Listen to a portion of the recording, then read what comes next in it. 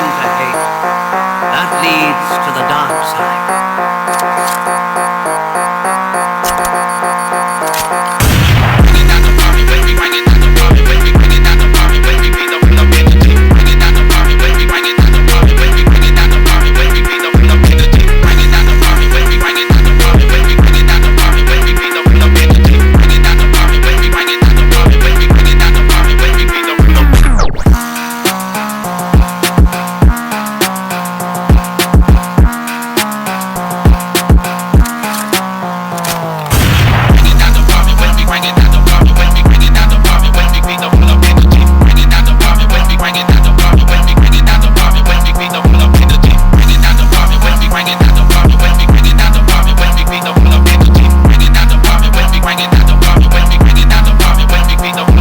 Wake up to reality.